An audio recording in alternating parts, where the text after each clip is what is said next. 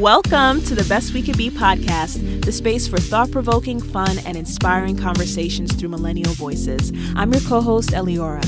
And I'm your co-host, Danielle. We're sharing and learning about what helps us grow in clarity, skills, and relationships. We're finding our way to live the best life we can. And we want you to join us on the journey. Let's get started.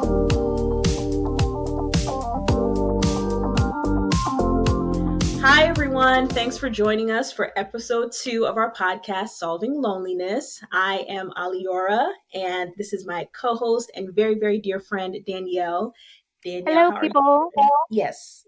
How are you doing today? How was your day? My day was good. Just, the day job. It is what it is. That's why we're doing this podcast as another one-day stream of income and creative outlet for us, and also a way to just create good content for people to listen to and engage with us on. But my day's been pretty good, and also just getting used to all this pollen outside that we have right now. For the listeners that have never been to Georgia, and those that are in Georgia, there is a season of time between mid-March and end of April where this cloud of yellow dust comes from everywhere and touches every single little thing. But it also gives you allergies like itchy throat, itchy eyes, congestion, all the things, unfortunately, and it's everywhere. So although it's beautiful outside right now, we had to wear masks and stuff, and it's just not pretty. But other than that, go ahead. No, I was thinking, I wonder if what parts of the world, or even, in this country, where they really don't see pollen, at all, or very little, because you definitely see it down here, like Danny said, in Georgia. And the worst I've seen it before is in Augusta, Georgia. I don't know why in particular. I don't know if I don't know why, but I don't know if it's like that to this day, but I couldn't believe it when I saw it, just how not that, thick, but like yellow, like a very clearly visible yellow coating over cars. Yeah. Like you have to get up close to them. You step outside and you look out the parking lot, you see the pollen all over it. So those of you who have these allergies, you have my great sympathy. I am so sorry. But yeah, my day. Go ahead. I just wanted to mention really quickly that we are recording this episode virtually. Yes. So please forgive us for any audio issues, or if it sounds weird on your end. We're in totally different places right now. So just a heads up. Yes. Yeah, my day was good. I feel optimistic about some opportunities that seem to be on the horizon. And today the sunshine was beautiful. I was able to step out the house and just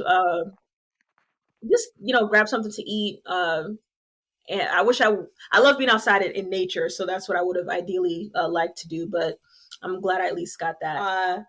So as far as, just in general, Danny touched on,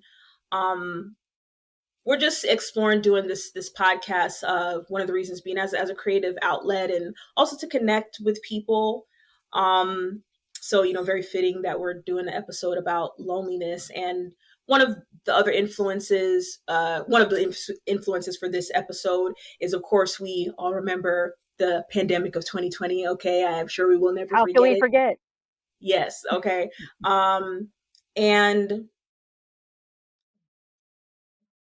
being in that experience put a very bright light on so many issues that we have in our society. And one of them being how many of us wrestle with loneliness. And it's not just for people who are living alone. You have that component. You're locked up in your home. Even if you can talk to family and friends, it's not the same as, being in their presence. And then even worse, if you feel like you have little to no family and friends that you can really call on, and now you're shut up at home. But also for people who have others that they live with, if you don't feel connected, if you don't feel like you have good relationships with the people in your home, and now you're locked up with them for, what seems like an indefinite period of time, you're going to sink into so much loneliness. A lot of people did. So, and then also just in general, the association with loneliness and mental health. Yeah. We feel like we don't have community. We feel like we don't have anybody that we can really lean on. It just it just deteriorates a lot of things regarding us mentally and emotionally and even physically. So, even outside of this pandemic, it's a real issue. I'll just say that I think there'll be many more conversations, about how the pandemic affected us, individually and together as Mhm. a generation, as people. Yeah, Our podcast is dedicated in honoring, millennials because we are millennials. We were born in the yeah, 90s. But I think that this is something that no generation could have ever have thought of or even, you know, prepared for, even if we were warned somehow. Um, but yeah, I think loneliness is definitely a subject that's not talked about enough, because we hear so much about, depression, but I think that depression definitely is a symptom of loneliness. Um, hmm, but as we're about to discuss, like the definition of being of lonely and alone. yeah, Um, and according to dictionary.com, the definition of lonely is affected with, characterized by, or causing a depressing feeling of being alone or lonesome. And that the definition of alone is separate, apart, or isolated from others. What Aliora mentioned earlier, um, that you can be lonely and be with a group of people, or you can be in a relationship sometimes, or yep, within a friendship, because it causes a feeling of, a depressing feeling of being alone. So, mhm. did you have anything extra to say about the word alone, Eliora? Yeah, just making the distinction, like, it's not being alone in and of itself is not a bad thing, and that's something we'll touch on, as far even being allowing ourselves to just be in the experience of loneliness. It's sometimes it can be more detrimental to try to just like grab onto something to get out of that. But yeah, being alone just means that you're individual, singular, not attached to a group. But the point where you start having that feeling of loneliness is when it really starts to affect you, like bringing you a lot of sadness, to the even to the point of where you start to feel depressed.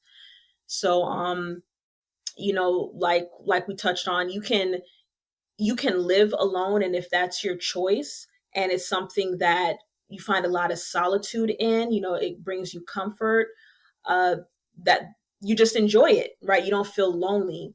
But if you don't feel good about the relationships in your life, whether there's a lack of compatibility, or you feel like there's not enough interaction, then if you're also living alone, that's going to heighten your feeling of loneliness.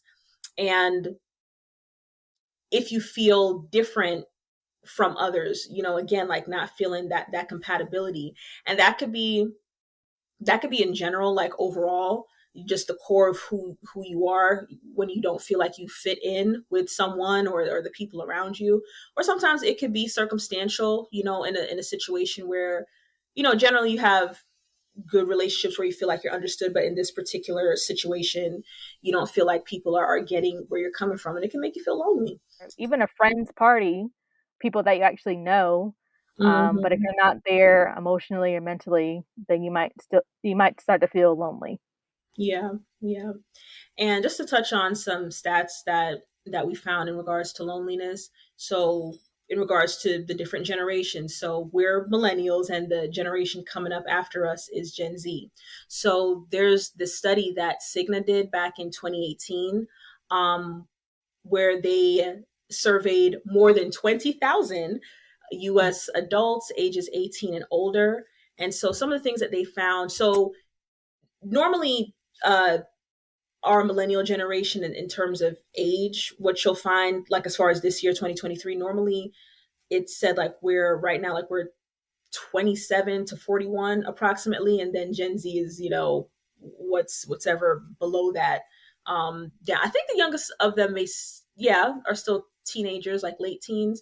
But in this study, with Cigna, they defined Gen Z as adults 18 to 22, and then millennials 23 to 37. And they found, based on what these participants said, that they are lonelier and claim to be in worse health than older generations, which is Mm. interesting because you would think that as people get older, right, they're more removed from the trends, especially in regards to social things, including the technology that helps, connect more of us, across many different parts of the world. You would think that they would feel lonelier, but yet it's us as the younger generations that are saying that we're having this issue of loneliness. They found that, students had higher loneliness scores than retirees. Yeah, um, which is so, shocking. mhm, mhm. Yeah, right. Because you're in school, right? You're among your peers, you're among your classmates. So, what does that say in regards to how students feel about the peers that they're around, where they feel lonelier than retirees who are normally more they're not as active in spaces that normally kept us around people, like, being at work and, of course, being in school. Right. So for Gen Z, the study said they had a total average loneliness score of 48.3, which gave them the title, according to, their research, as the loneliest generation. Mhm. Hmm. Which is And pretty there's sad. say it again. It's pretty sad. It is. It really is. And there's this organization called Roots of Loneliness Project, and they did Well, a real quick, study. I just Yeah, wanted yeah. to Hmm. give a shout out to the students or people that were in some type of program during the pandemic. Um, Yes. just to Yeah. acknowledge you as a very, very strong person, Yes. because I can only imagine the mental, Hmm. mental disability basically that you went through Yeah. on having to deal with that environment and, especially with the kids not being able to really enjoy like their prom Hmm. for the Yep. seniors at the time. And yeah, just wanted to shout out to the students and even the kids, that had to go through that starting school and everything. Yeah. And especially, I totally agree. Especially for some people, that was their graduating year, that Yeah. spring of 2020. So, missing out on prom and graduation. Of course, there are many, more life milestones ahead, but that's one that matters to a lot of us. So I definitely agree with Dan. You made it out on the other side of that. It was not an easy experience. You may still be sad about it, but the fact that you're still going on with your life, that is definitely a sign of your strength and perseverance, Yes. and your opportunity to just enjoy the future better than what you got in 2020. Yes. So yeah, going back to these stats. So Roots of Loneliness, they basically, an article that they shared combined their independent research, as well as those from other sources like the CDC and NIH, all these other, apparently scholarly places, and just collectively, information that they said is that 73%, some reports said 73% of Gen Zers feel lonely, sometimes or always. Some other research said it's 61%. So that's pretty high, even if it's below 50%. Considering, if it's a wide sample of people, like that's pretty high. And they found that the suicide rate is also very high among those who Hmm. are ages 10 to 24, and it Wow. increased. 10. Yeah, and it increased 56% between I'm trying to remember, how do you say these years again? 2007 and 2017. I'm not sure what the factors of that may have been. And then what was it? 43% of those from ages 17 to 25 feel lonely, and less than half of them felt love. Hmm. So that's pretty significant, and that's in regards to Gen Z and millennials. They found some research 73%. So these are all pretty high. Well, Um, what's crazy about all these numbers and about, Gen Z, which is the generation right after us, right? And yeah. after millennials, Hmm. is that our generations, they're from the social media era, which Yeah. apparently is supposed to reconnect all of us. Right. And unfortunately, as we all know, there are good and bad sides to social media. For me, I think the good side is like you do get to stay connected to people like maybe like your extended family members. Right. Because I know that a lot of people, well, I know maybe for me and like my mom and some other people that I know only have their Facebook accounts because that keeps them in touch with like family members that, Yeah. you know, if they want to make like an event about something, Right. whether it's a celebratory event or it might be a funeral or whatever it is, people go to Yep. Facebook to make those events. But Instagram, I don't mess with TikTok. I'm sorry, but I don't, and I don't mess Yeah. with Twitter. Mind you, my But mom has a TikTok thanks to one of my sisters, and she is like, okay, I'm like, why? Why did you make her a TikTok? And she's active on there. So I, not posting, but looking at stuff. But yeah, continue. I would love to see your mom do a TikTok dance. I would not love to see that. I would absolutely not love to see that. But Dancing to work, work, work, work, work, work. please, please. But yeah, we come from this social media age, and yet we're heavily impacted, seems more than older generations, by loneliness. Yeah, Um, but I was mhm. gonna end on that point, just saying like there's something that is gone wrong, Yeah. as far as the social media influence, because I think it has led to more division Yeah. than being connected. And Hmm. also, this should make us realize that we just need to, pick up the phone and call our friend. Need to Yeah. check in on them. Like, don't Yes. just send a text. Because I really value, Aliora, when you actually call me on my Mhm. birthday. Like, you don't Yeah. just send a text. You actually make time to call me. And this is why she's one of my best friends, and God willing, will be my maid of honor if she's not already married. Yes. But Thank. she is the type of friend that will go out of her way, and she'll actually put it in her calendar probably to make sure she doesn't forget to call you on your birthday. No one does that. No one that I know does that except Aliora. And it's something I've become more intentional about, like particularly when it comes to birthdays. Because it would happen to me a lot. Like I'll remember, like as the birthday is coming up, I remember, okay, so and so's birthday, and then the day comes, and then I will forget. But I started putting it on my calendar. Not mind you, it's not. It's never been like a detrimental thing in my friendships. Like you didn't do this on my birthday, but it's one of the things that make us feel special, Yeah, remind us that we're loved and we're cared about. We don't feel lonely when we get that, that special love. So yeah, it's definitely something I've had to think to do that. And like just as you're talking, Danny, like that makes me feel good, like that matters. And it's something that I need to continue to do. yes. For people out Yeah. there trying to be better friends, take some notes from Aliora. You can be a better friend. I'm learning. Okay. So if y'all, got some just insight and tips, experiences that you went through, as far as, what helped you build better relationships, that caused you to feel less lonely, or what did people do for you that brought less, that decreased loneliness in your life, or you know what feedback did you get from people in your life when you started doing certain things intentionally that made them feel like, okay, I have somebody in the world that cares about me. Yeah, we'd love to hear that feedback in your comments. And as far now, I will say this is interesting. From that roots of loneliness information, they found that in regards to millennial women, 42% um say they are more afraid of loneliness than a Mm, cancer diagnosis. Like that's how wow. much relationships matter to us. And it's probably because, I mean, nobody wants to go through that hard experience of cancer, but you feel like, well, shoot, if I have people who love me, like love is powerful. And that's what this is really boils down to when we're talking about loneliness and wanting better relationship and connection. People want to feel loved.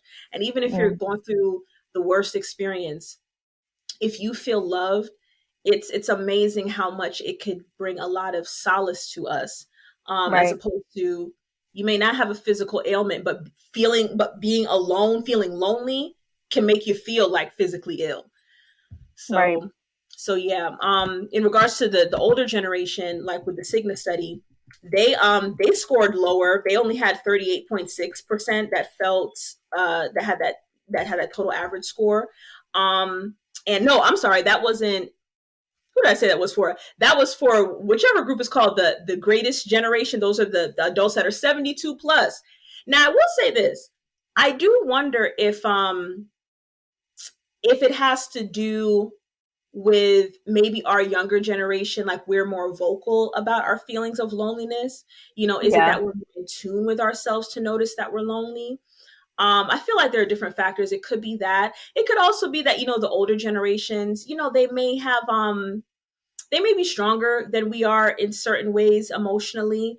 Like Yeah. they genuinely are less vulnerable to those feelings of loneliness. Um, so Or yes, maybe since they don't talk about their feelings, maybe they bury it so deeply in their spirit that they don't even acknowledge it. yeah, I think that could be the case too. And like the generation that comes right after, before us, like they're ahead of us, Generation X, theirs from Cigna was a 45.1, and the baby boomers, as they are called boomers, they were close to that too, as at a 42.4. So it's just interesting that the oldest of us all, they feel like, they're not struggling with this problem as much. Um, and just in general, um, that same Cigna study, they found that loneliness has the same impact on mortality as smoking 15 cigarettes a day. Oh, wow. That's Yeah, nuts. like I'm surprised to see that. And I think that goes to show like how much, right? Because what comes into play when we're feeling lonely, our emotions, our thoughts, what's going on in our mind. And those things can have a physical impact on our body, just like if we're actually doing something that's harming our body. A different study that Cigna did back in 2020, really particularly in regards to the workplace, but this information they just found in general, that some key determinants of what makes us feel lonely. Of course, we talked about lack of social support and infrequent, meaningful, and social interactions. I feel like that's more where I can lie with feeling lonely. Like I know that I have the friendships in my life currently. Um, I have good friendships, but I don't get as much interaction as I would like to. So that just leaves more Right. room, for me to have those feelings. Um, and of course, another determinant is you you could be a part of a big group of friends, but if you feel negative about your friendships, like that's one of the things they said, negative feelings about your personal relationships. It doesn't matter how many people you know.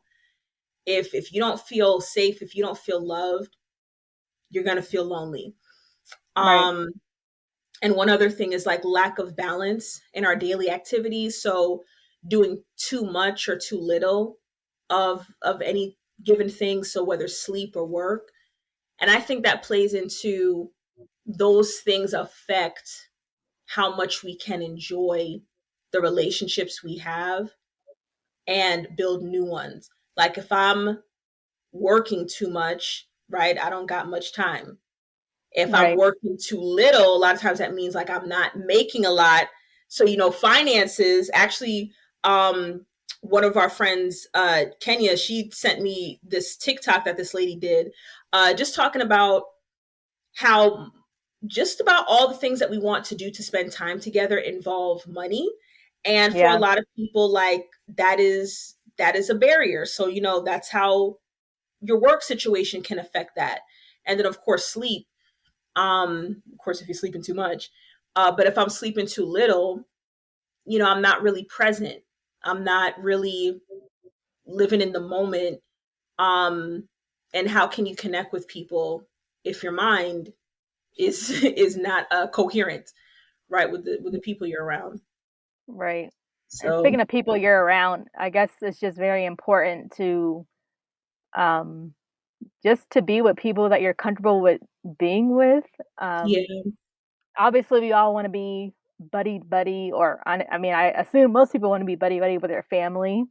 yeah, You don't want to have any tension, but unfortunately that's not the case in most families. I know for my family in particular, Unfortunately, we're not as close as I would like to be, Yeah. which we might get into later on in the episode. But also speaking of my extended family members, unfortunately, we're not like a huge, like close knit family.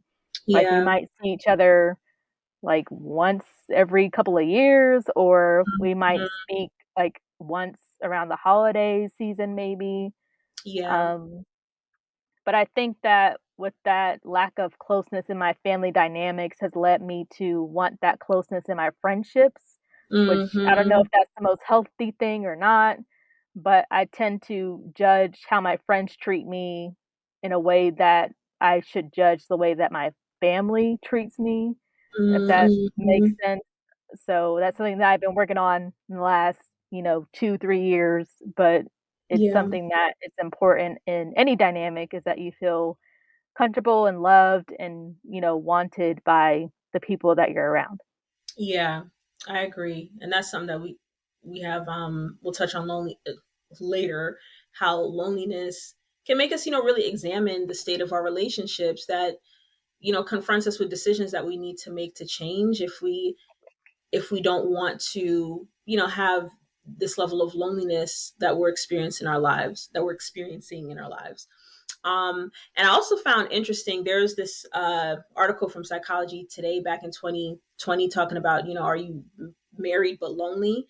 And they found, so overall, they surveyed nearly 1,400 heterosexual married couples uh, from ages in their 50s through their 70s. And this study was over a 8-year span. So they tested them at like 3 different points between 2006 and 2014. Not Psychology Today. They're referring to another study from this from a another university. So I thought it was interesting that they found with the couples that friendships were more important than family relationships in reducing loneliness. And I think that Mhm. has to do with, as we know, similar, I've had, similar experiences with my, and even now, like going through like issues, between me and my siblings, particularly my sisters. Um, Mhm. when we're not aligned, it's, even if you even if like your family members, um which I feel like there's a lot of compatibility between me and my sisters, but even if you have family members where you don't feel like there's a lot of compatibility there, we still have that expectation, like if you're my family, like we're supposed to have at least this level of relationship. So Right. that's not there, uh that can be hurtful and make us feel lonely. But we don't get to choose our family, but we do know that we get to choose our friends. So Mhm. I think that's where that influence comes in. Um, and also particularly interesting, this Psychology Today still, it said the husband depends on the wife to create and maintain the external social relationships of the marriage. So Mhm. if she has a lot of friends, he's likely uh, to be friends with, those people's husbands, or, it could be opposite sex. But if she is isolated socially, that's going to affect him too. So really, like us as women, like we lead the dynamic of, I guess, our social relationships, even in marriage. Now, the reverse is didn't affect, the wives. If the husband is more socially isolated, that really didn't land on the wife much, as long as her relationships were maintained. Um and that ties into, if there if there's issues between like you and your spouse as a couple, Uh-huh. on the husband's end, that strain in the marriage is going to affect him more, like in regards to feeling lonely, because if you're not connected with your wife, there's, y'all are not finding that compatibility that you should have, then that cuts you off as the husband from the social group that she tends to be the one facilitating. And Right. they also found, if as a wife, a lot of women, they talk about the struggles of being a wife, especially if they're a mom. But when it comes to their loneliness, it's it's more influenced by the number of their friends than the Mhm. quality of their marriage. So as long as women feel like because we're good at, building community. So as long as we're still able to do that outside our of our marriage, not to say that if you're having issues with your husband, it's not going to bother you, but because you're really like the social lead, um, you'll be better off than he is, from according to what they're saying. If there are issues between the two of you. Yeah, and I can attest to these, to these comments and Mm-hmm. to this data. I Yeah. have firsthand witnesses of a husband and wife. You know, basically they don't have like a lot of friends on either Yeah. end, so Mm-hmm. um, I definitely see the pattern of isolation on both parts, on the husband's part and on the wife's part, because their Mm-hmm. friendship groups are smaller. And also, I know another married couple that is only, I think, 3 to 4 years into their marriage. Um, but I know that the wife tends to look. I hear more from her about looking for friendships, Yeah. outside of the marriage, from with other girlfriends that Mm-hmm. that she wants to cultivate and make like new groups of friends. And I've Yeah. also heard from married couples, from the wife in particular, that sometimes they miss, like, having, like, a group of girlfriends that are single, Yes. Yeah. because they Mm-hmm. tend to get tired of, like, the same cycle of conversations with Yeah. other women that are married. Because it's like Mm, you're talking about the husband, and you got kids, talk about the kids, or you're yeah. talking about school stuff with the kids. It's just always around, like, the husband and the kids, and it's Yeah. never about, like, anything deep within the woman. So Mm-hmm. that's another thing too, that, I guess the wife tends to look for other relationships outside of their marriage, I guess, to feel more balanced. Yeah. Yeah. Because it was saying basically, some some women can get the mindset when they get in a relationship, like, not just if they're married, that, it's me and my man against the world. And they will, we will talk about that. Like, now we understand, like, when the relationship's just starting off, like, you're all lovey dovey, and, your friends may not hear from you for, starting off. But some people, Yeah, like, that that's fine. is right. But some people, like, it stays like that. Like, once they get a Yeah, man, um, nobody else in their life really matters. And according to what this study is highlighting here, um, your friends matter. The people yeah, outside of your marriage, of course, we believe that, as in a marriage covenant, as husband and wife, you should be each other's top priority compared to anybody else. But that doesn't mean that the other people in your life don't matter. right. Because, you and your spouse, you guys are not going to agree on everything. Y'all are going to go through hard times, and sometimes you cannot lean on each other. And so your community, whether it be your family or also your friends, they matter. So especially, I mean, it's for all of us. I think, when it comes to relationships outside of a romantic relationship, a lot of times it's in talks of us as women because we do that so well, but men need it too. When you're getting older, and, especially getting in those years where people that are passing away more, like, Mhm. you don't want to, be alone going through that period of life. Yeah, If you have kids and they're getting older now, they're leaving the nest, and you invested so much time in them, and now maybe things feel a little awkward reconnecting with your husband. You want that support from friendships to be a part of your life.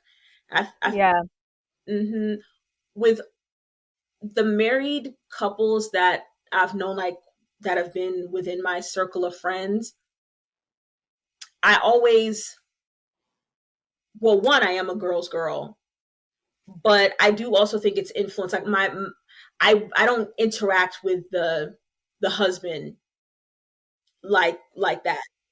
And yeah, these are my, these are good friends. So yeah, you're the one in the duo who's my friend, the most. or sometimes I think like, our friends, Neff and Chris, like we knew them before they got together, more so, of course, definitely Neff, like that's our sister. But they're the only example of a married couple that I've known in my circle of friends where I have some type of friendship, brother sisterhood with the husband. I feel like that's, how it should be when you have community. But I think it's very common for men to not, I guess, unless they're really like pushed to do it, to also really connect into the community that their wife is building. So. Right. And I also will say that my mom has always told me, like when I date and stuff like that, never forget about your friends. Like always make time for your girlfriends, because you never know when you're going to need them. And you don't want to come back just when things are hard in your relationship or whatever, because that's not being a good friend.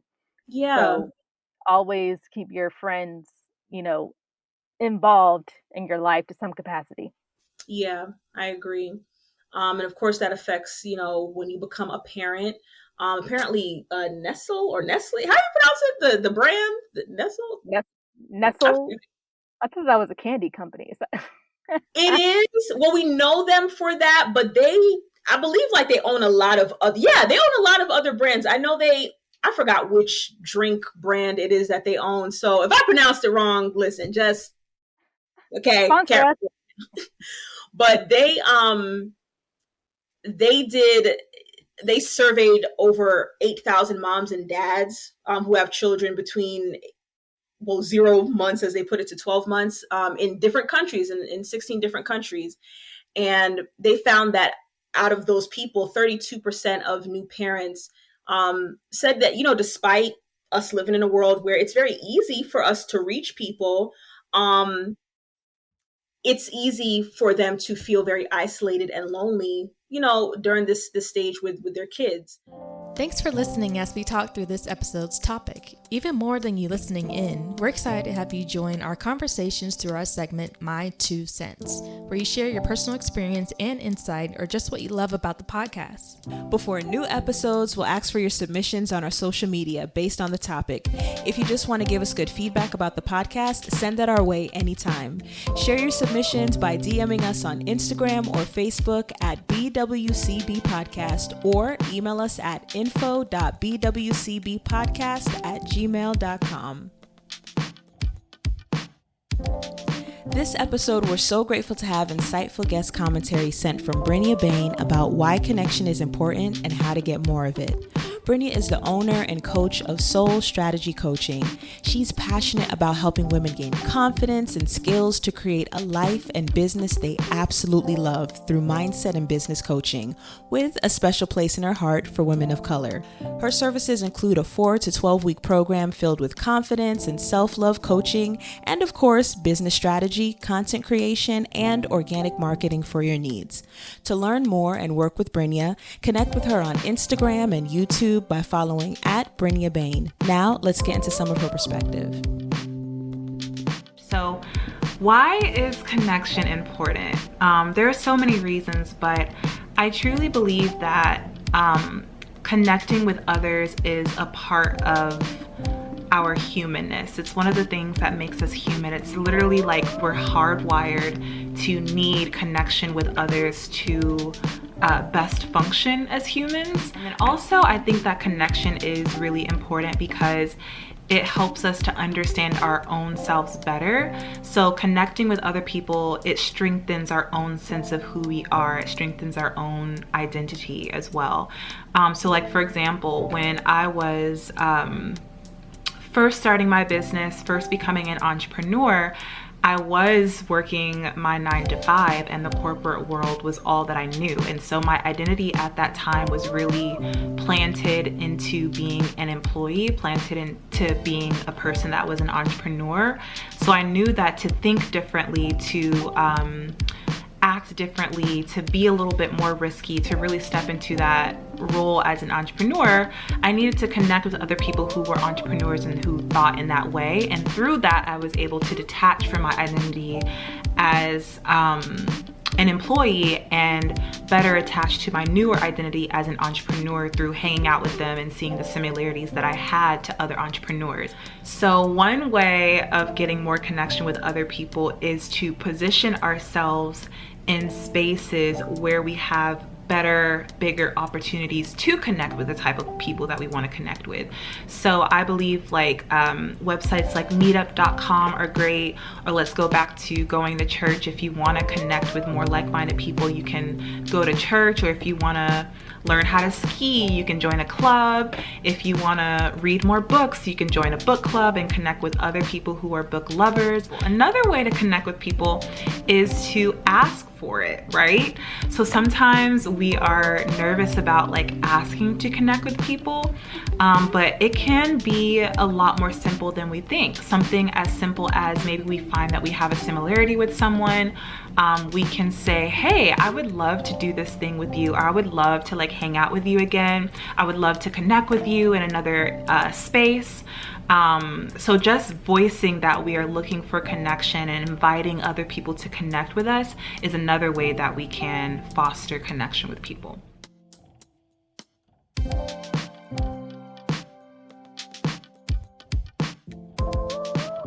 So again, like that, the core family, the immediate family, of course, like that being solid and together is important. But, and community is, it's not even just like your extended family and your friends, mentors, Right. your professional colleagues, just as much variety as we can put ourselves out there to engage with, and the type of relationships that we can have. It's important to just fulfill different areas of our lives. And it shouldn't be like that. It shouldn't, especially, I hear that, of course, especially when it comes to being a mom. Of course there's certain things that only you can do for your child, but to hear so many women talk about, like, when they had their child, like, basically I've heard people say like they lost their friends.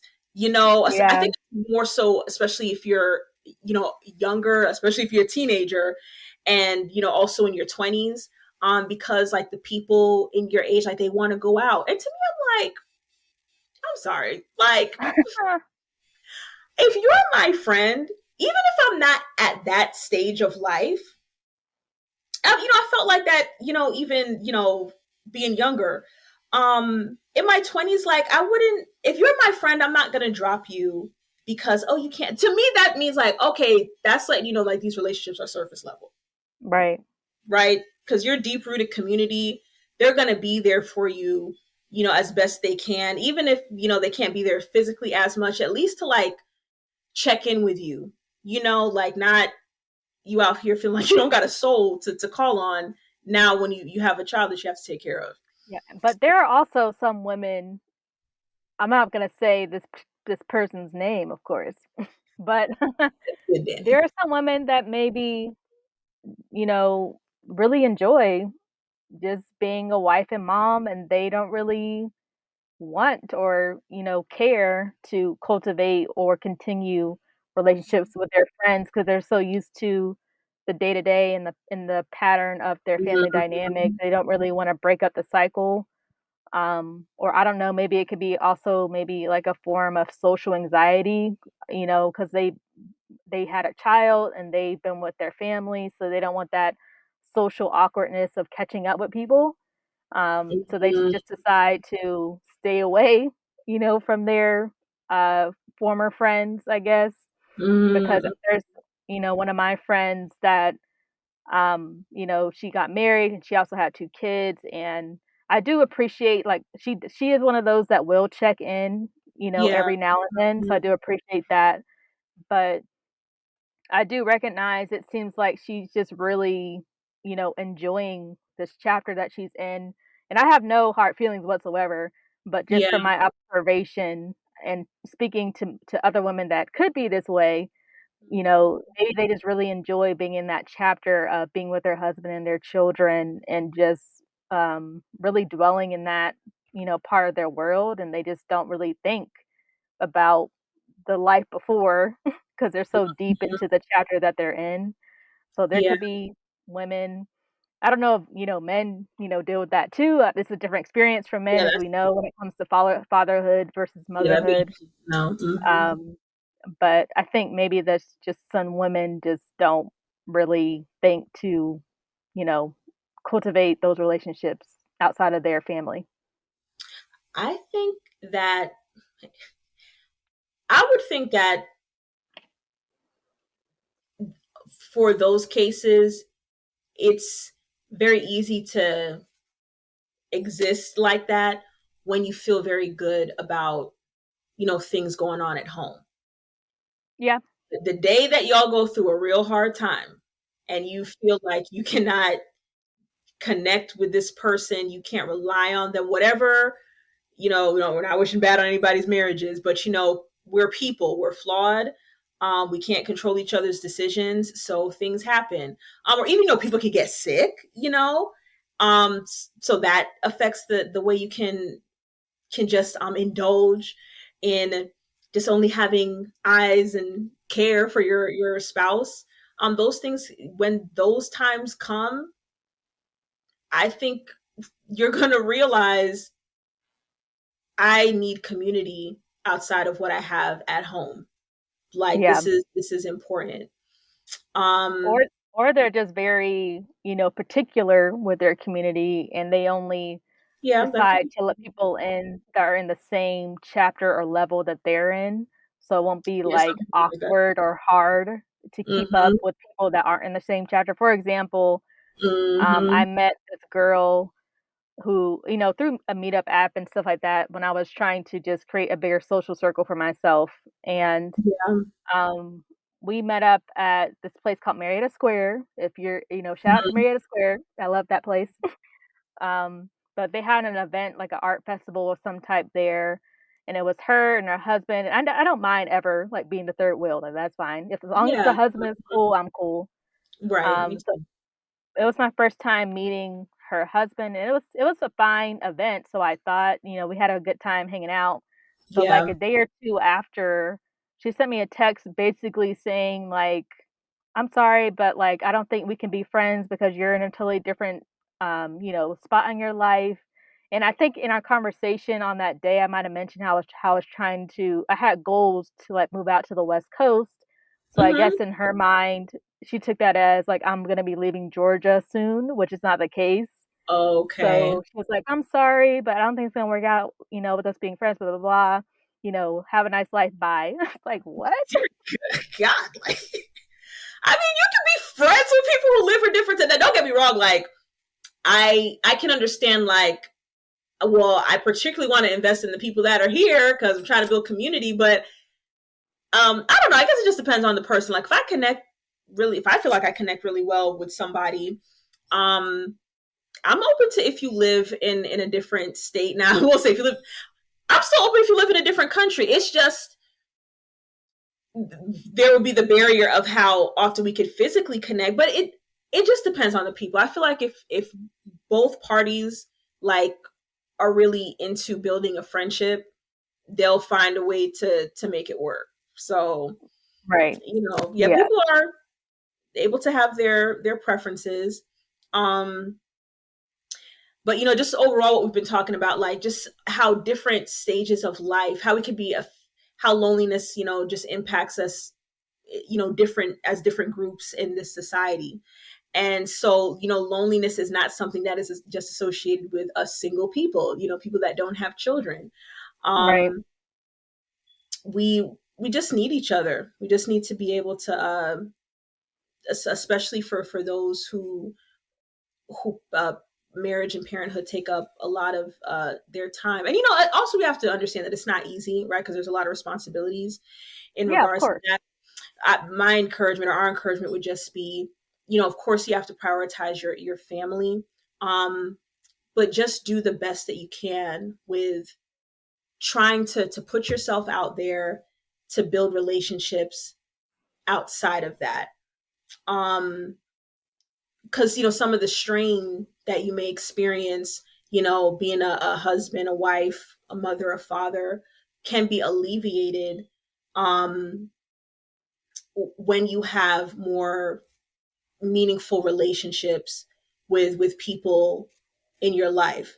It can help you with the amount of time that's being taken up in your life when you have people that can help you. And of course, in terms of feeling, if things are funky at home, between you and your significant other, and then even you and your kids, again, what it boils down to is like, we all want to know that we're loved and that we're cared about and that we're valued. So it's in our best interest to just create diverse relationships, genuine relationships that we can tap into, that we can nurture when we may be going through times where a relationship in a particular area of our life is not serving us in the way that we need. Something else interesting that Cigna found is that apparently, 1 in 6 adults suffer from a mental health condition. And right, mental health conditions, they vary. But the common thread that they found with all of them, of course, is that they suffer from loneliness.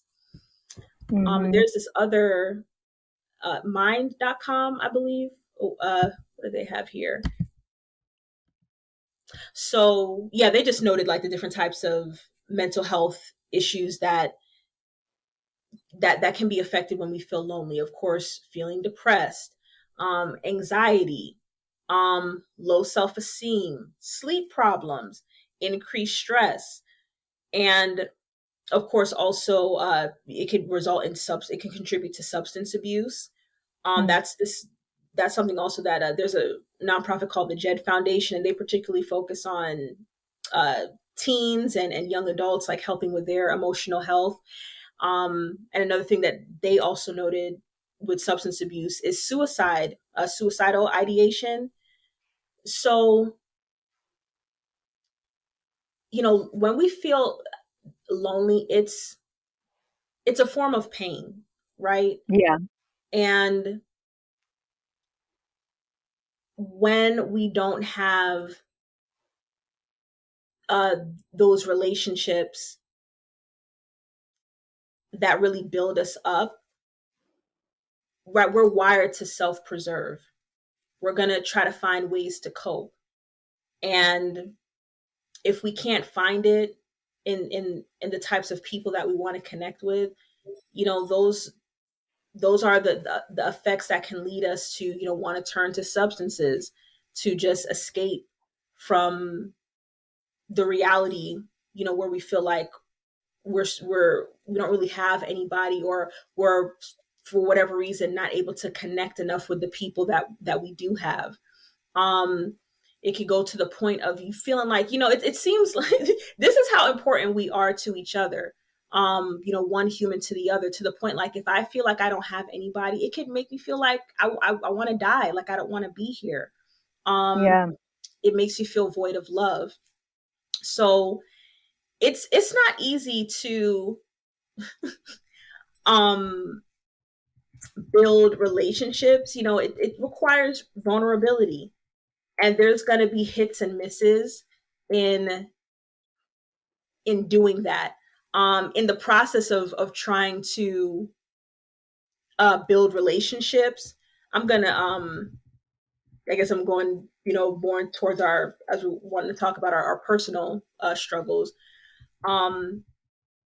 but just saying this overall. Of course, we can create love within ourselves, self-love. It does, having more love in our life, I do believe it starts with us. But when we have the right relationships, it magnifies that, because sometimes we're not always feeling the best about ourselves. We're not the most in tune with ourselves. And when we have other people that can nurture us, and it also makes us feel good to when we are able to pour love back into other people. I think also where I was also touching on is, vulnerability. Okay, now the thoughts come back to me. Just talking about, like, okay, like, we can talk about how we need these relationships, but it's hard. Like, I've tried to put myself out there and I got burned. And when we want we know like when we want, it's like certain things that we want in life, like we accept that we're going to have to, endure, certain bad experiences or pain, but we're willing to do it anyway. But I think when it comes to dealing with people, sometimes that's something like personal relationships. That's something that we could be more resistant to. Like if I feel like I have to go through, certain bad experiences that are going to cause me pain before I get to the right personal, intimate relationships that I want, I'm just more comfortable saying to myself, no, don't deprive yourself of that. Don't sell yourself short. When you know how many people, had to make that hard decision where they had to examine their friend circle and realize, as they're growing, like I need a change. I'm just like friends with people just to be friends with them. And I want, people who I really align with. And so a lot of people have gone through that, and it is worth it.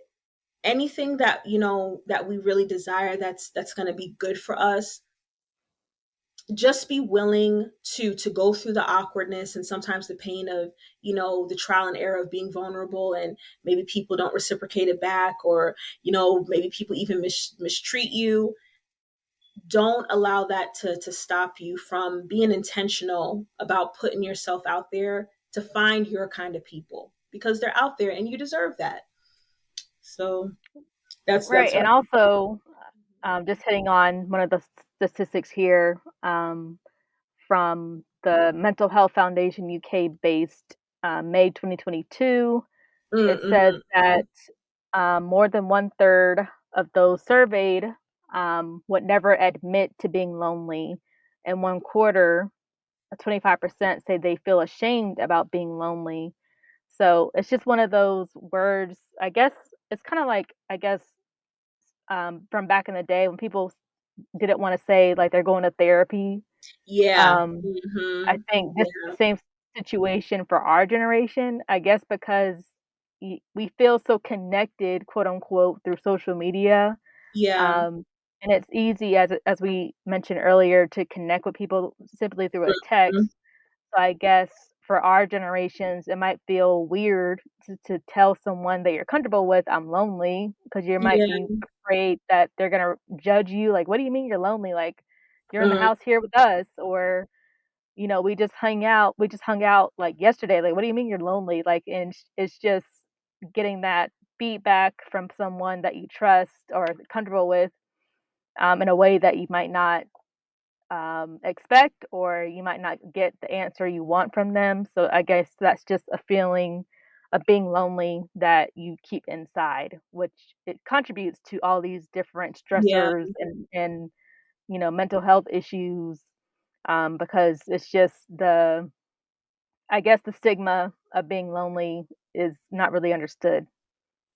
I think as you were talking, what came to mind, well, one, to express that we feel lonely, and to put ourselves out there to meet new people, that puts us in position to possibly face rejection.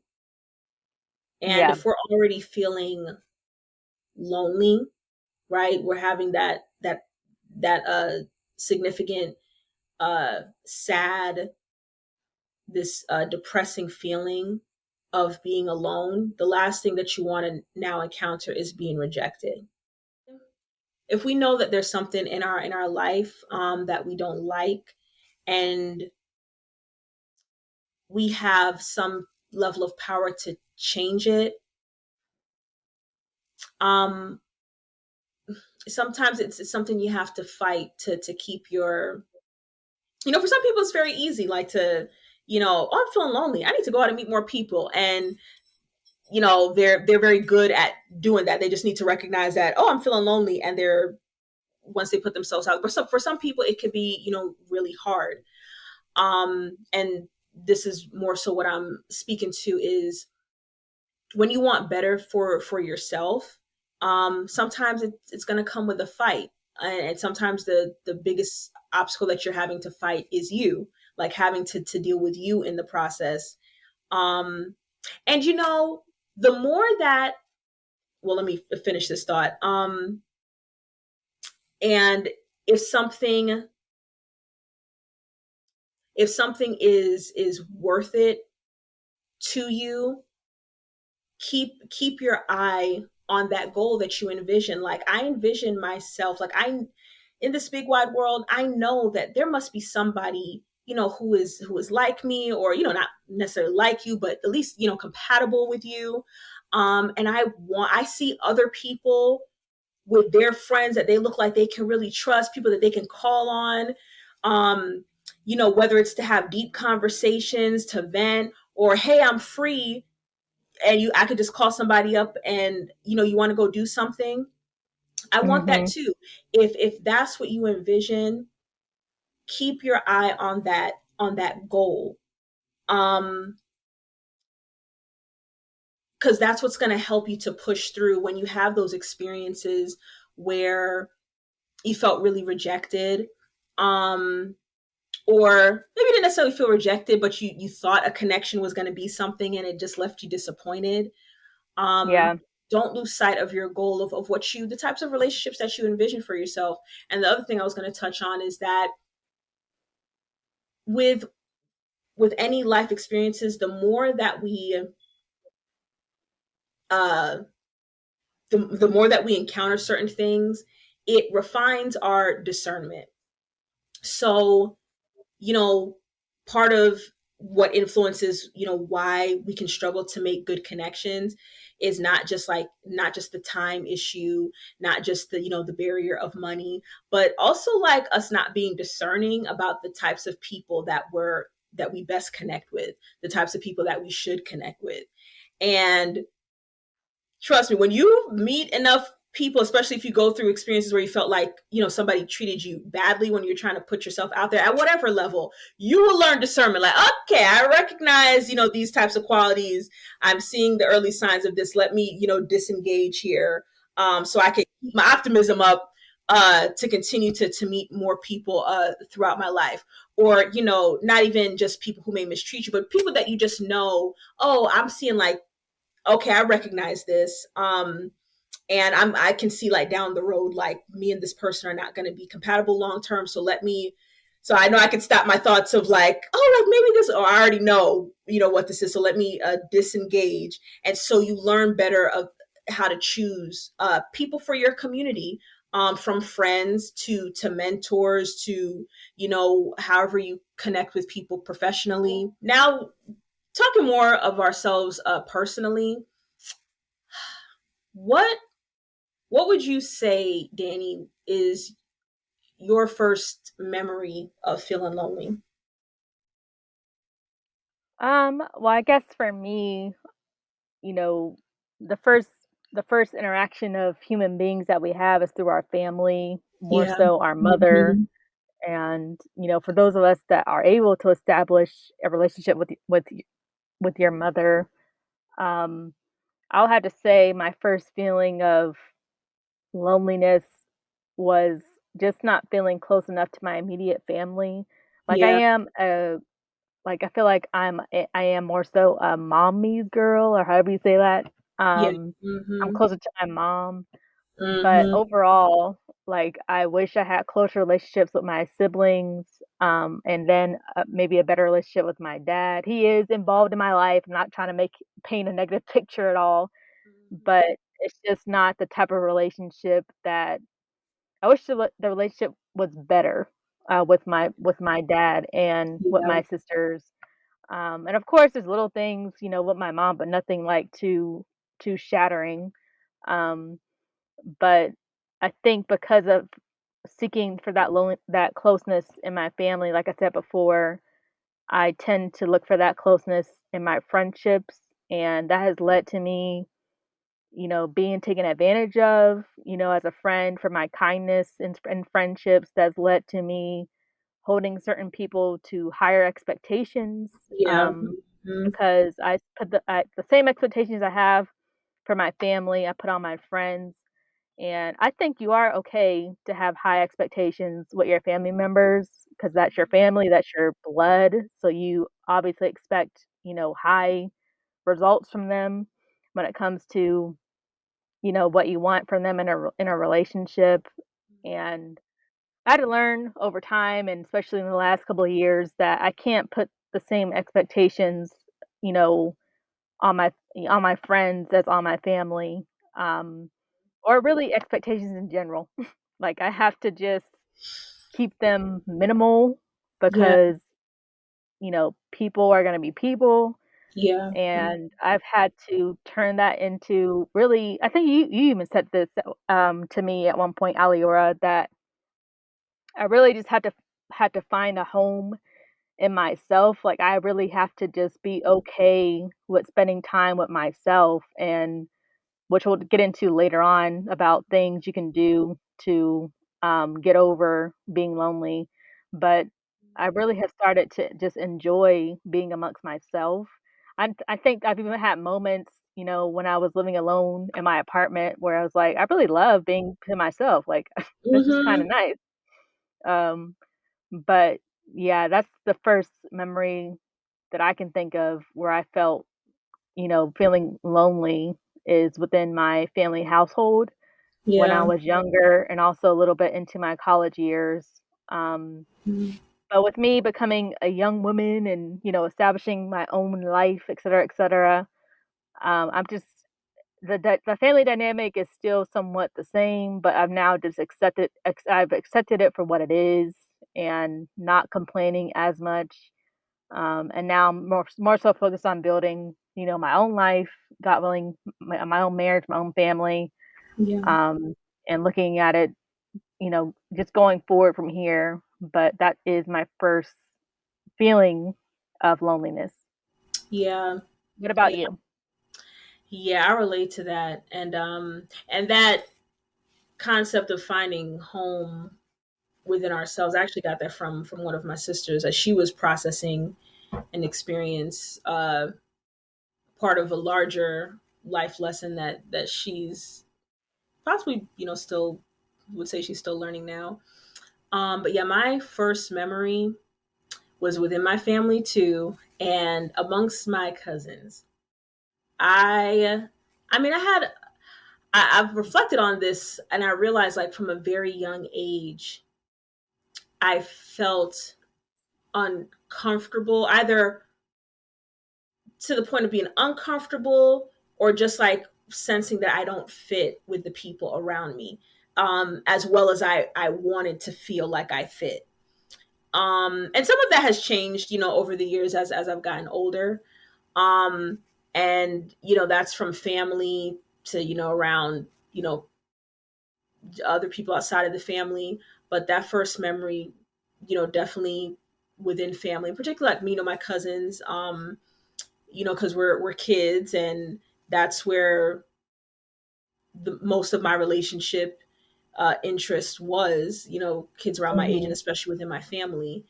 And there were different factors involved. Now, mind you, I wasn't a perfect, child either, but definitely not to the extent where I feel like, oh yeah, I can see why, no one would like me. Nothing like that. And not that my cousins didn't like me at all, but they, I definitely felt othered by them, especially like with the whole, not being black enough. And Mm. it's something that we don't realize, like we just say things and we're not really realizing that it may matter to somebody. And I don't know if at first maybe it didn't really matter to me until I maybe started to understand, like, I guess what that implied, like, I'm not really representing what I look like or this group that I'm supposed to be a part of.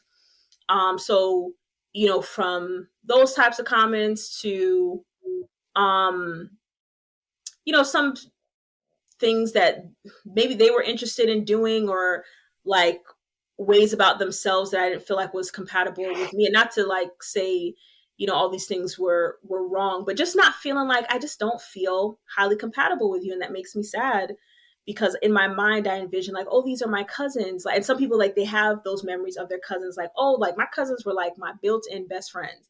And I definitely Yeah. have good memories with my cousins, memories that make me happy.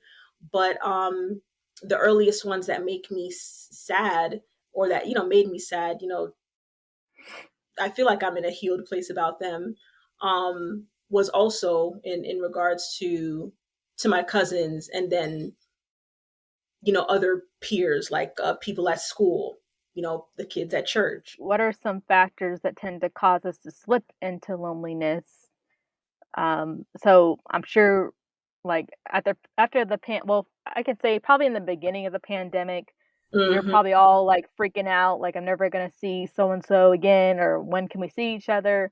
And we were Yeah. always trying to find creative ways to hang out. I know I was a part of a lot of virtual game nights, Mm-hmm. and um, I know a lot of people were like meeting up in the parks, but like at a distance from each other, Yeah. just to be in the same place as each other. But I think at some point in the pandemic, like we all just started sheltering in place and like literally like not leaving our homes or not really wanting to talk to anyone, not wanting to really do any virtual game nights. And we just started all kind of, not socializing at all. Mm-hmm. Um, which led to all these mental health issues. Um, but what was the hardest part, hardest experience for you, I guess, when it comes to loneliness? So as far as the hardest, I would still the even now, I would still, reflecting back on it, I would still say what I experienced in my childhood through my teen years, with not fitting in with my peers. So like even beyond my cousins, my classmates, or uh, kids at church, I realized that I am more sensitive than I was aware of growing up, and even now. Like I'm a lot of times like in my head, and I've been learning as I have, as I'm getting older, to connect more with my feelings and more with my heart. And that has opened my eyes. Like I am more sensitive than I have realized for a lot of my life, really paid attention to. When I look back, I'm like, it was always there, but if I'm in my head, I'm not always like present with what I'm feeling. So, going back to childhood,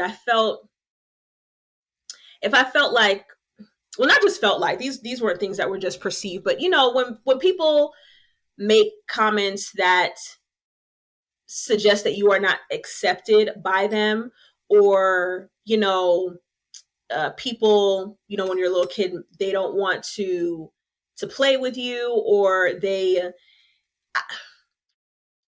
I got along with people, but there were definitely a lot of experiences that I had where other kids were mean, and those experiences really impacted me as a kid, because I was already feeling, in general, like I didn't have a best friend.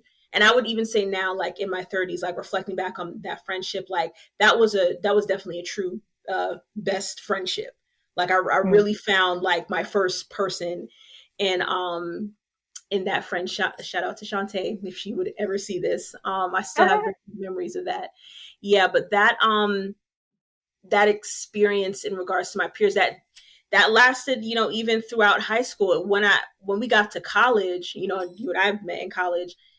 That's the first time that I felt like, and not just felt, but I found a group of people, like, oh, I fit with these people. Like I feel very Yeah. comfortable being myself. Um, we have shared interest, and even where we're different, like I feel good about myself around these people. And then I would say more in more recent years of my life, the hardest experience with loneliness is spiritual battles, as I'm learning. um just, we won't get to too deep in this episode, but there's definitely another realm.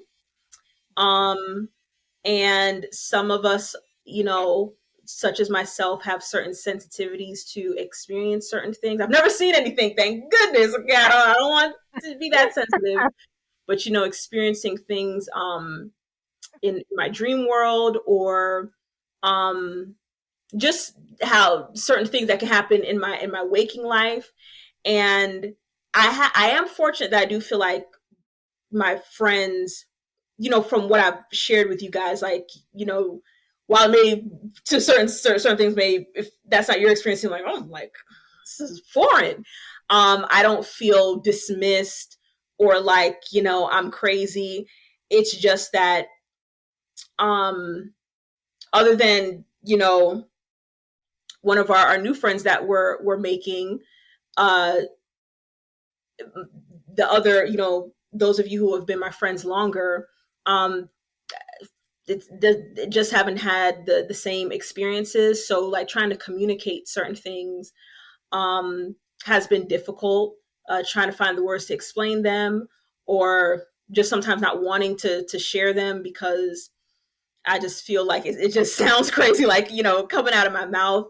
So yeah, it's that has been a hard battle. I've learned, I'm glad for a lot of the things that I've learned through it, but that's, I think that that's a type of loneliness that people, well, actually I do think nowadays as people are becoming like more into spiritual things, when you go through a rough season spiritually, I think people are coming to understand there's more stories of people's experiences about that more. So that type of loneliness is definitely real. Yeah.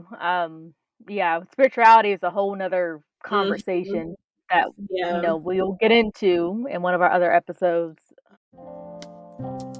We appreciate everyone for sticking with us this episode. We not only want to give you great content to listen to, we also want you to join the conversation through our segment, My 2 Cents, where you let us in on your personal experience and insight, or just show love for the podcast.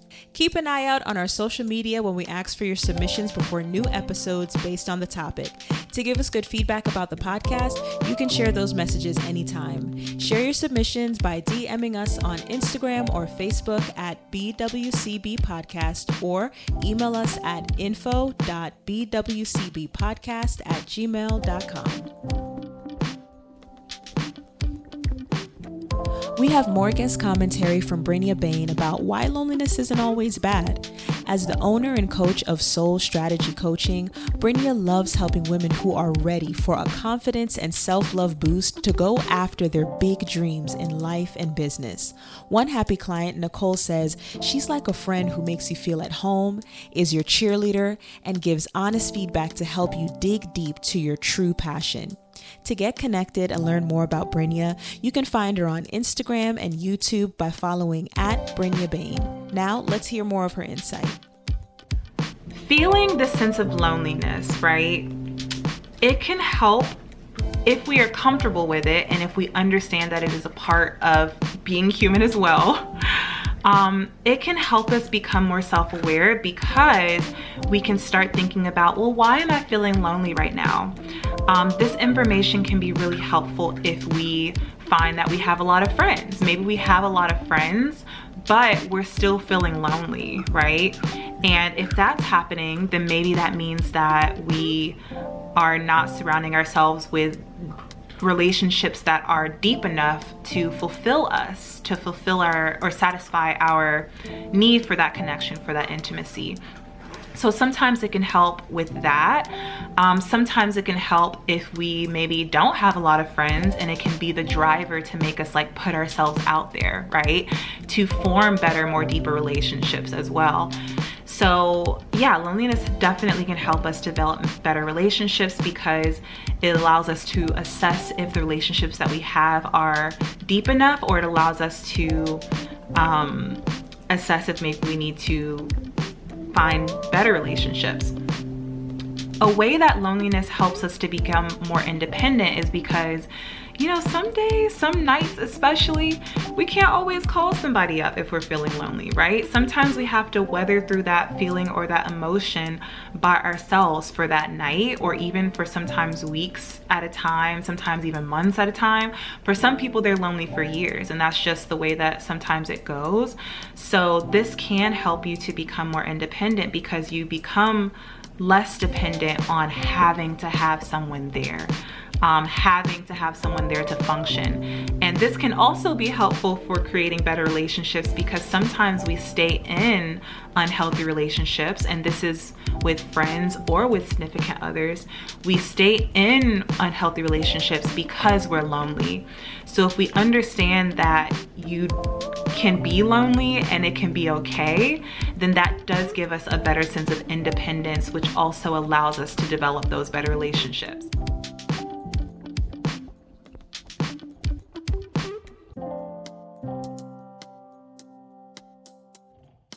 But one of my hardest experiences when it comes to loneliness, I guess, when you're becoming an adult, is just realizing that certain friendships and certain romantic relationships that you thought were going to be long lasting end up not being long lasting. Um, Mhm. and it's just, heartbreak does suck.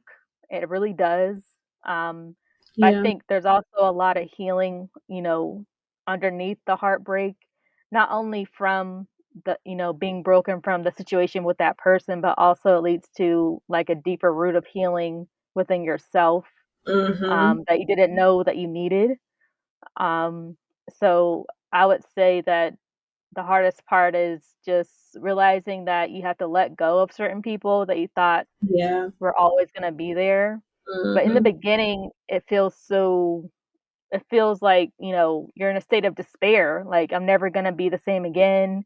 Yeah. Um, "I'm never going to laugh again," or, you just start having these crazy thoughts, like, "I'm never gonna laugh again, I'm never gonna be able to love again, I'm never gonna have that same type of friendship or, romantic relationship again."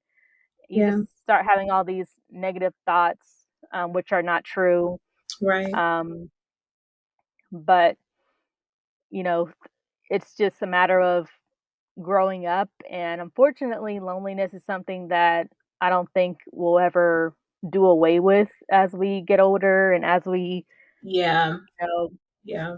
as we get married and, God willing, have children. It's just loneliness is always gonna ebb and flow with us as we grow. Yeah. But I think loneliness is just a part of it's just part of being human, and it's not something that we should run away from. I think it's something that we should start to embrace. And I actually, oh god, I hope I remember the lyric, but there's this song from Mhm. Adele. I love Adele. Shout out to Adele. Mhm. On her Mhm. new album, and she says a line about loneliness, and I wish I could remember it in this moment, but basically she was saying that being lonely is the only time you have to basically like be with yourself. Like, Mhm. loneliness is valuable because it's the only time to where you can really just be with yourself and kind of zone in to what you're feeling, like what you need, what's the root of your pain, Yeah. what's causing it. Because Mhm. after you get through that chapter of loneliness or that moment of loneliness, you're going to be distracted by someone or something, or have some other responsibility. So, Yeah. um, that line that she says in the song, which I can't remember right now, um, but it's just very, very true that loneliness can also lead to healing, and lead to you getting to know yourself better. Right. Yeah. And I guess that, well, that's a good flow into talking about how have we, just elaborating, like how have we learned to manage and overcome loneliness. And I definitely agree that it's something that I don't think it's something that we're ever going to eradicate from our lives. I actually don't think that's a good thing, because that's, if you never at any point feel lonely, it's likely that because you're always distracting yourself with things to escape it. Um, and a lot of times that leads us into doing things that are not really beneficial, to us. Like we just keep trying to escape pain. And while we don't like pain, there's a lot to learn in that space about ourselves, for instance. So yeah, I don't think loneliness. And again, we're flawed people. We're not always we're different and we're flawed. So even when you have people in your life you're compatible with, there may be situations you experience where you guys are not in tune. And then again, there are times where we're going to make the wrong moves with each other. So it's just, I don't think the goal, I agree. I don't think the goal is to try to eradicate loneliness, is to, figure out how can we better manage it within our lives, and, what can we do to overcome it. So, right.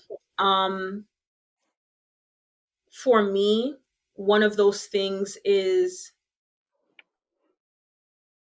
communicating more of what I'm going through and what I feel.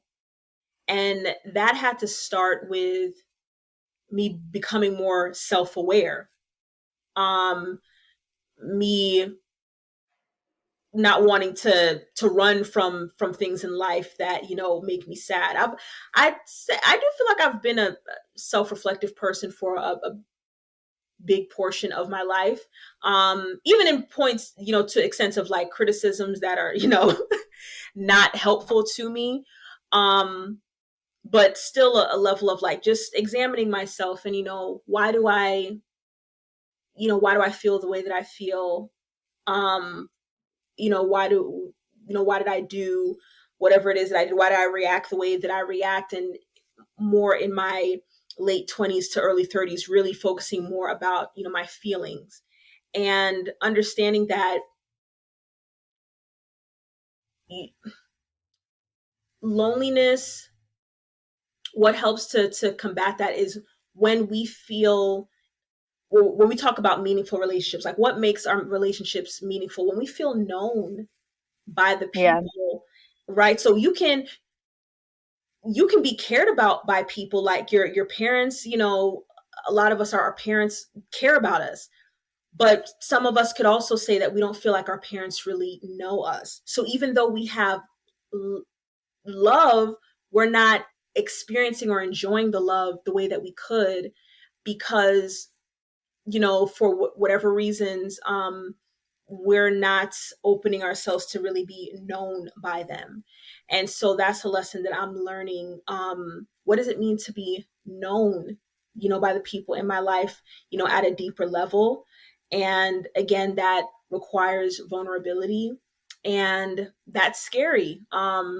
Especially if you've gone through experiences, like I have at a young age, where you felt rejected by people, or you felt, picked on, where you were picked on by people, where you were rejected by people. Some of these things are perceived and some of these things are real. And so I've had that impacted the foundation of my life. And I'm like learning now, like in my 30s, as I'm really thinking like this has like affected, like shaped how much of myself that I give to people, even when I know that these are people who love me and that I can trust. Mm-hmm. So, yeah, that's one thing I would say for me is I'm learning more comfortability with being known at a deeper level, being more vulnerable, and then also being intentional about meeting new people. I'm not as, active as it fluctuates on and off, but I do enjoy Meetup. When I first got on there, shout out to Meetup. Yeah, Meetup really is a great place. Well, it depends on where you live, because we live in the Atlanta area, so there's a lot of so many opportunities to socialize and meet new people out here. But if you live like in a more rural area, you may not have this, because it's all based, if you've never been on Meetup, it's based on people locally creating groups where you have shared interests. It could range from things like business to the arts to your personal finances to book clubs, just about it's spirituality, like anything that anybody wants to create a group about. They want to connect with like-minded people.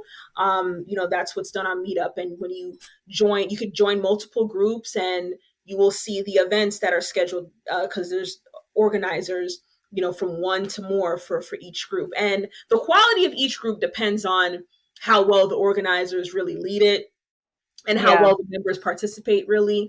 So I've been pleased with the groups that I've found on Meetup. And one of the things that I want, like, again, like for the most part, I feel good about my friend circle, but I want to expand. Like, I want to meet more people. Like, I want to meet more people with different personalities, different life experiences. So that's, that has also become my way. Like, and, Danny and I do a lot of things together, when we get out the house, including putting ourselves in new situations. So, it's also, but when I do these meetup, and she's on meetup too, we're not a part of the same groups. And that's good for us to, just apart from the people that you already have, just you as you are as yourself, putting yourself out there to meet new people. That's something that's been helpful to me. Yeah, and I'll also say in regards to Meetup, like that Meetup has definitely saved my social life in the last year for sure, because I transitioned from a regular, in office on site job to a fully remote position this past year. And I was, kind of concerned if I was going to get cabin fever, because I'm not going into an establishment, being able to mingle with my coworkers or go out with each other after work or whatever. I just see them on a Zoom meeting, and that's it. Yeah. Or we chat in Teams and whatever. But being able to have an app like Meetup has been able to help me find like people and what different social groups are doing and what events are going on near me, that I'm able to go and feel comfortable. But thank you, Meetup, for just, helping people, expand their social circle, or, find love, find new relationships, because it really is, helpful, especially coming through a pandemic era. Yeah. I really enjoy the resource that Meetup and they also have it where a lot of the things, I think the emphasis is normally on, in-person meetups, but they also have groups that do things virtually. And Facebook groups are also another good resource. I'm a part of a Facebook group that I have not utilized, for more social experiences the way that I could. But I'm like, it's me. It's definitely not the group.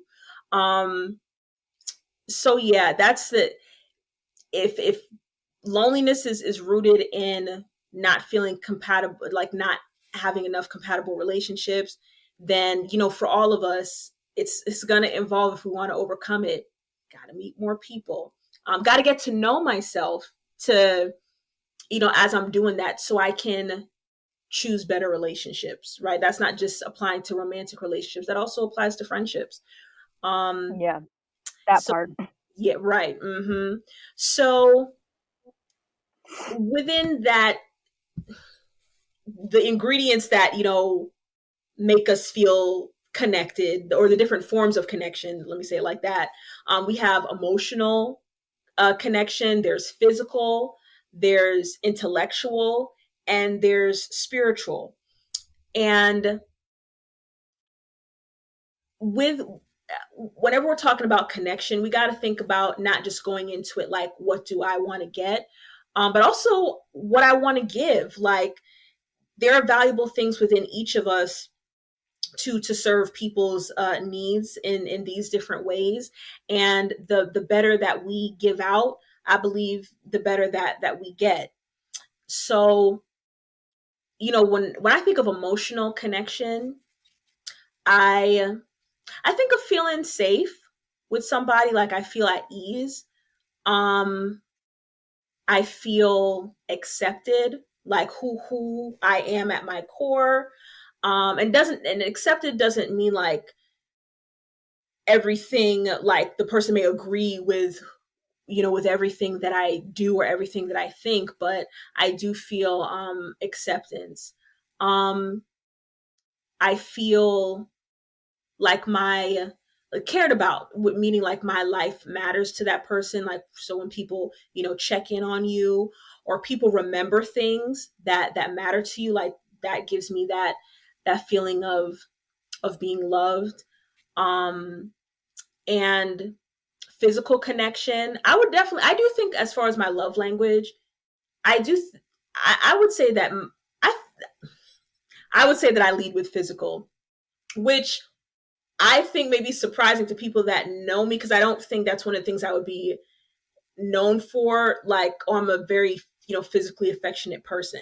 There's some people in your life that like that, but I particularly feel loved with physical connection, like hugs or holding hands or leaning on each other, just being comfortable, being close physically to each other, even if we're not like, because some people, they're they're funny about their personal space. They really don't want you up too close to them. I don't mind that. So that's important to me. And, intellectual connection is very important to me. I'm definitely, I'm a thinker. I like to talk about a variety of topics, issues going on in the world.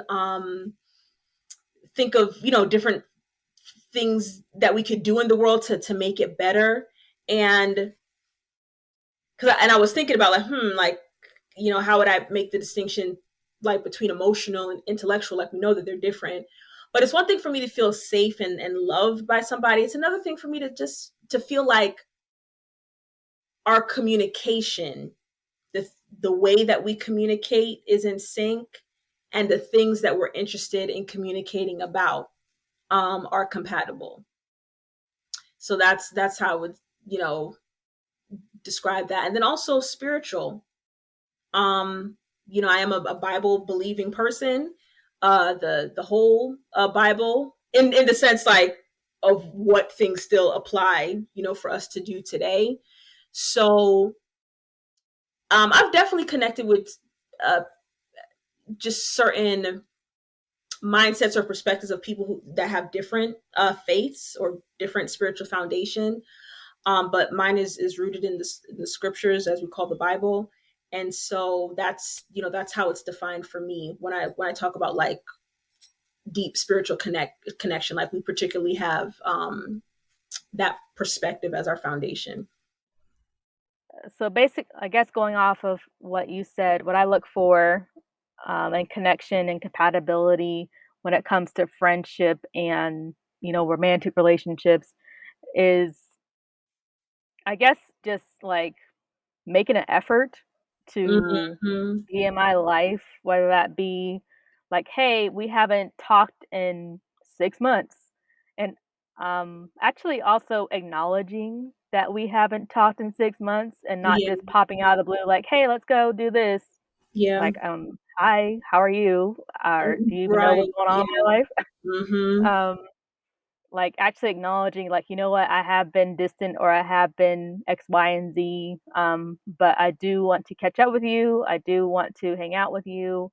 Like, actually, I think you might have said, like, being intentional with me as your friend or as someone you want to pursue. I mean, right? And I know, you know, a romantic relationship is somewhat in a different caliber as far as how you establish a relationship with someone.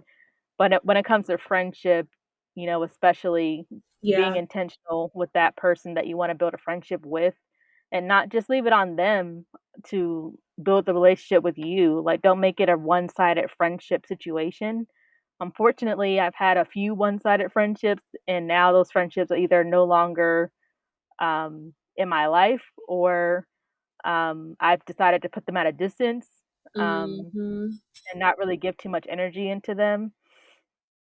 Not that I hate these people at all, or not that I don't care for these people, but I'm just realizing, like, okay, like, you obviously don't have me at a certain level or expectation in your life, so I'm just gonna give you the same energy you're giving me.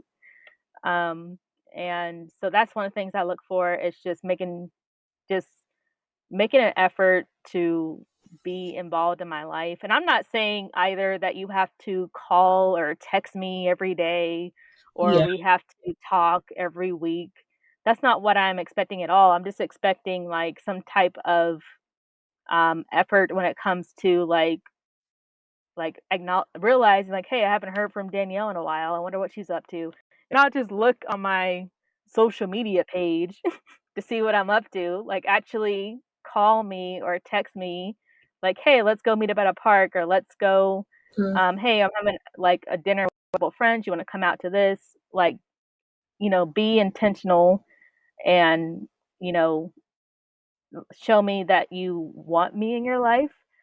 Shout out to one of our best friends that we got to know through college, Adrienne, because she is definitely good at being intentional with her friendships. She's one of my good friends that, after college, she was intentional in checking in on me periodically, just seeing like how I was doing, because she lives in Augusta. I'm here in Atlanta, so me and Aliora went to college in Augusta, so that's where we all met. And she was one of my friends that really took the time to reach out and just check in. Um, so that's something that I definitely look for. When it comes to romantic relationships, I guess I don't know. It's so different. It's a different dating world nowadays, which we'll Yeah. get into in another episode. Um, Everything is like online with the apps and whatever. Yeah. But I definitely look for like someone that is intentionally pursuing me, someone that is also consistent Yeah. and doesn't just drop off the face of the earth after, having a good rapport back and forth, then all of a sudden they just drop out of nowhere and you don't know what happened. Someone that is mature and is able to hold himself, someone that is secure in himself, not only by looks, but, mentally and emotionally. And I also am a spiritual person as well. I definitely value the Bible, the scriptures. So someone that does hold the Bible to a certain level of respect in their lives and as a priority. Um, and someone that also can have a sense of humor. I know we're kind of getting into dating, what, but anyway, these are like certain things that I look for in a person when it comes to compatibility and um, characteristics when it comes to relationships. I hope that answered it. Yeah, I totally get what you. And sense of humor really is a big one. Like if you can make me laugh, if you're a clever, witty person, I love that. And just speaking more towards the other end, as far as me, giving out to others, I am intentional about checking in with people. I can definitely be better about it. But that, like, making room, sometimes with stuff going on, like, it's a text, but also wanting to make time for phone calls. Because Yeah. it's different when we hear each other's voices. And yeah, that's just something that I try to remind myself of, if I haven't spoken to a friend in a while, is to you know hit up according to what they're comfortable with. Everybody's frequency of communication is different, but reaching out that way, and definitely encouraging the people that I love, like when they're going through stuff, like reminding them of what I see, and also what I know what other people see that makes them a worthy person, um a lovable person. That's the way that I find that that often helps me, like, build good connections with the people in my life. Like, they know that um I'll speak life into them when they need it. And I don't know if I've experienced this. Definitely with my sisters, but I don't think as much with my friends. I've had this experience. I would definitely say I'm a protector. Like, I don't like people messing with those that I love. Like, that's definitely a way that I show care. And if somebody's messing with you, that I got your back.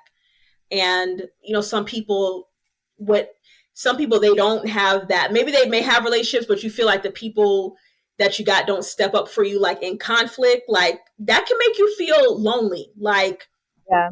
like, it's easy to, like, have our relationship when it's stuff that makes us comfortable. But if I'm in a situation, I'm in conflict, like, I want to know that I can turn to you. I want to feel like I could depend on you. So So yeah, just wanted to touch on that. And you know, like we elaborating on what we touched on before, that loneliness is not always something detrimental. It just depends on, you know, how we redirect uh our energy with it, our our thoughts. Because just like with anything that makes us feel bad, it's pointing to something in our life that we need to address, that we need to resolve. And I do think that when we feel lonely, I know you touched on this, Danny, it's an opportunity to sit with ourselves. Mm-hmm.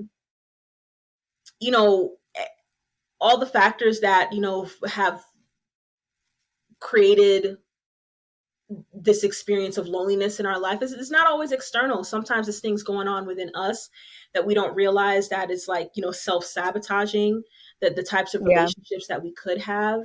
And if we can just better reflect on ourselves, like just ask ourselves hard questions and give ourselves honest answers, that will help us to make decisions that are going to be in our best interest when it comes to, okay, what do we need to change, you know, when it comes to ourselves, so we can have better relationships. You know, do we need to be more vulnerable? You know, how comfortable are we with that? Do we be sharing too much with the wrong people? You know, Yeah. do we have to have more courage, like you were talking about, like you've been able to do that. Some people, like you got to have more courage to let go of people in your life that you feel like, I don't think we're you're I don't like the type of relationship that we have, and I don't see it getting better, or maybe I'm just not interested in it anymore. I need to be able to express that, to make more Yeah. room for the type of friendships that I want. Um, and loneliness also, you know, sometimes we're not going to get.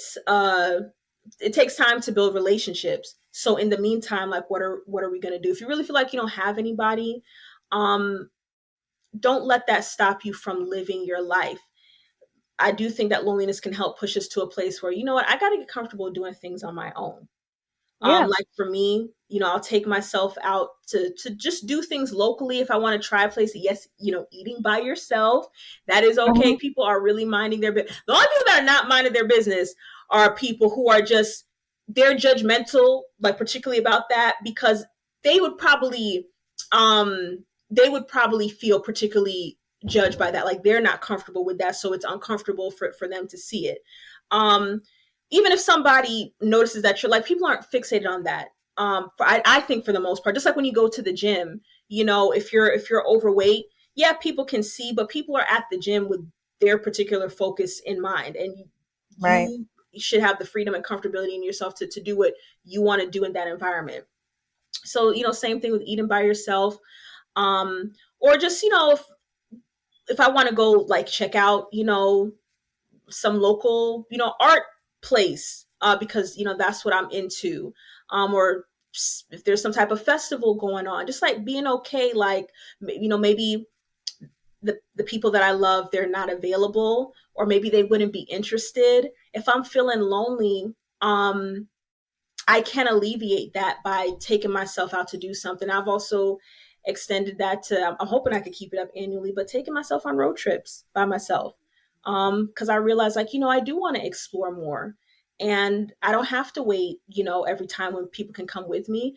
And it's also, I think it's good to try it out on purpose without people being with you, so you can do all of what you want to do.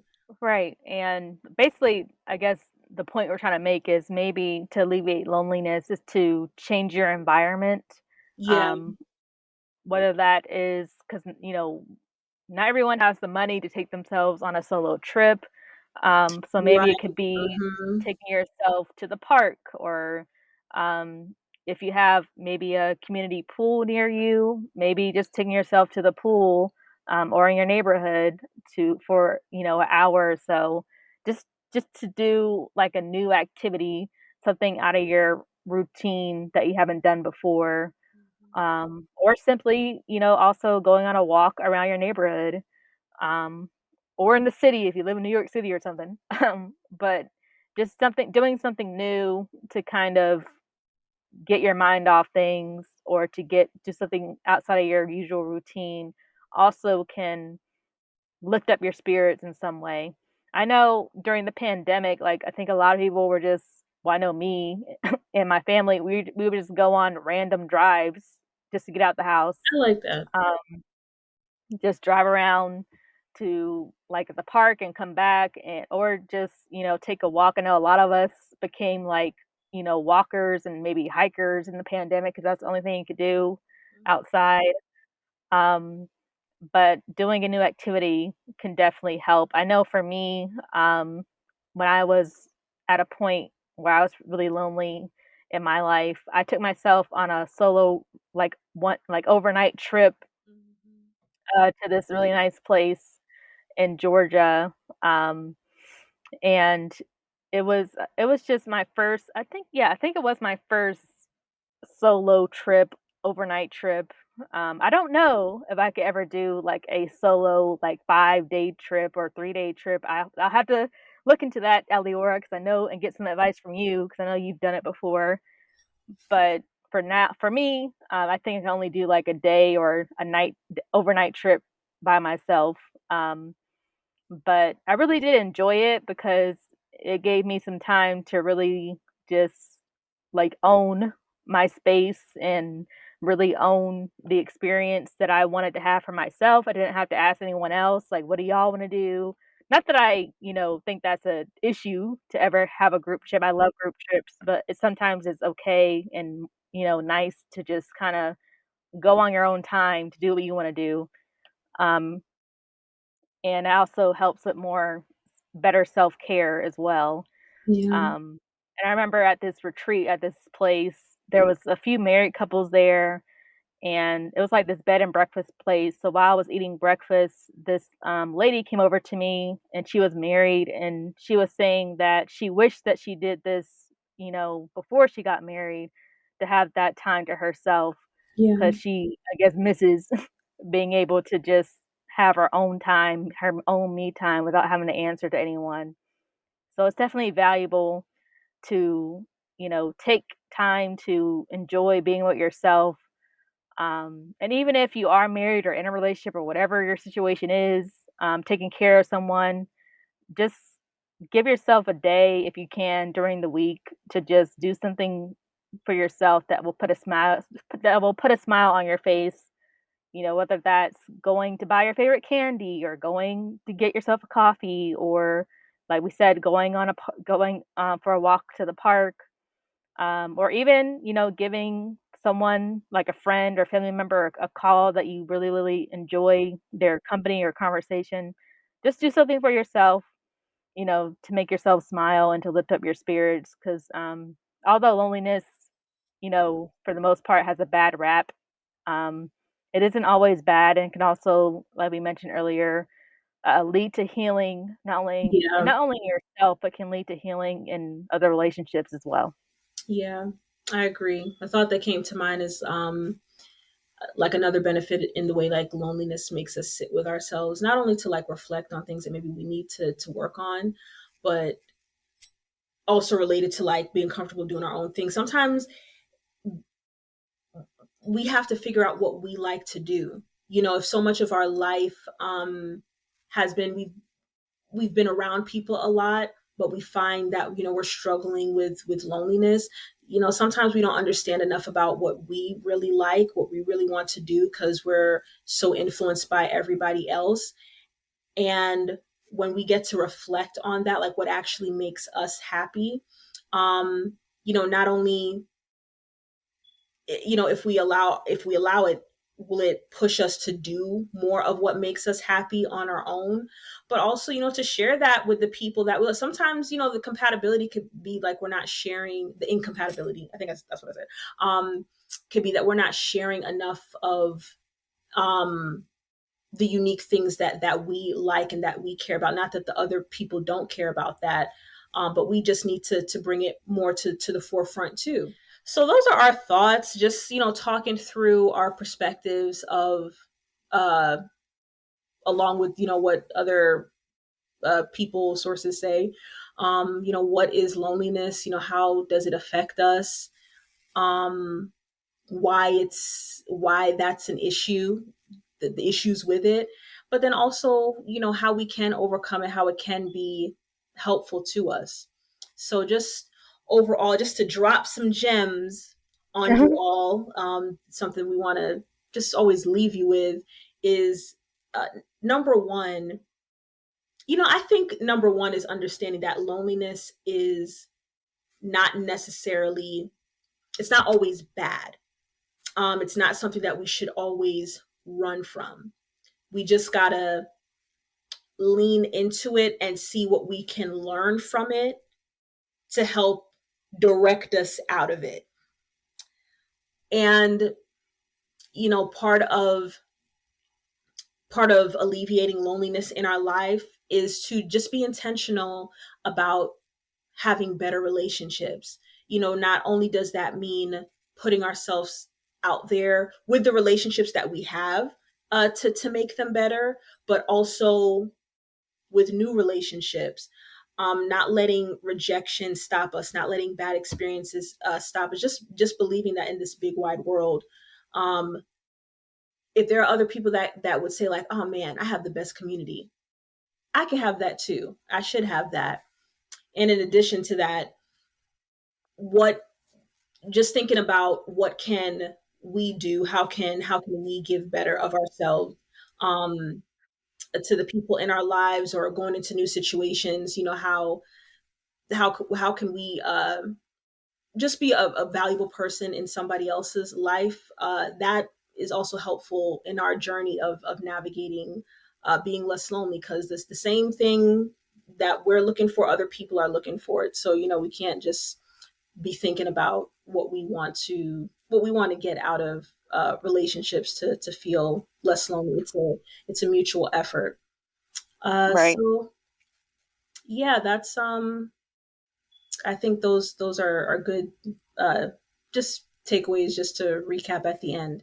Thank you for your time. And I hope that you did get some valuable content and advice from us. Of course, we're not experts in solving loneliness. And we hope that the sources that we pulled and statistics that we spoke to does bring light to the situation. And also, most of all, just know that although we're talking about loneliness and being alone and being lonely, that you're ultimately not alone, because so many people are dealing with the same things that you're going through, that we're going through. Just because we're speaking on it doesn't mean that we don't still deal with these things, for every other day or every other moment. But we wanted to bring this topic to light because it's something that it's not spoken about enough. We definitely hear about depression, we hear about mental health issues every other day, but we don't really hear about how lonely people are.